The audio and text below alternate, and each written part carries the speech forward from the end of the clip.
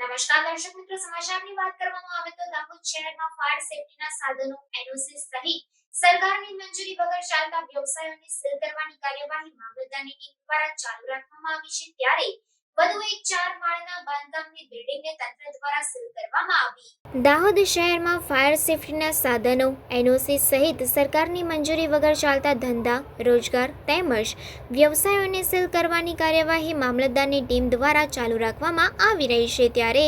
વધુ એક 4 માળના બાંધકામની બિલ્ડિંગને તંત્ર દ્વારા સીલ કરવામાં આવી છે. આ ઉપરાંત એક હોસ્પિટલને નોટિસ પણ ફટકારવામાં આવી હોવાનું જાણવા મળેલ છે.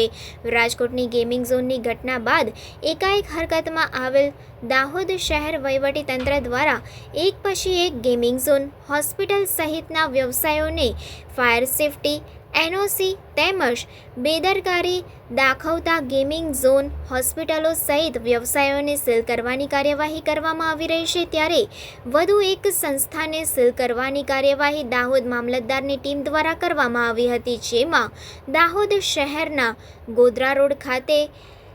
એજ્યુનોવા નામની સંસ્થા દ્વારા 4 માળની બિલ્ડિંગ ઊભી કરી દેવામાં આવી હતી, જેમાં નગરપાલિકાની મંજૂરી પણ મેળવવામાં આવી ન હતી, ત્યારે આ સંસ્થા દ્વારા દાહોદ નગરપાલિકાની કોઈ પણ મંજૂરી વગર 4 માળની બિલ્ડિંગનું નિર્માણ કરી દેવામાં આવ્યું હતું. ત્યારે પ્રશ્ન એ ઊભો થાય છે કે દાહોદ નગરપાલિકાની પણ ગંભીર ઘોર બેદરકારી સામે આવી છે, જેમાં આ એજ્યુનોવા નામની સંસ્થા દ્વારા પાલિકાની મંજૂરી વિના 4 માળની બિલ્ડિંગનું નિર્માણ કરી દીધું અને પાલિકાને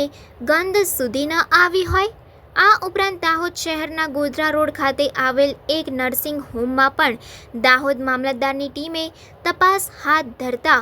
જેમાં પણ ક્ષતિ જણાતા મામલતદારની ટીમ દ્વારા નોટિસ ફટકારી 2 દિવસમાં ખુલાસો કરવાનું જણાવાયું છે.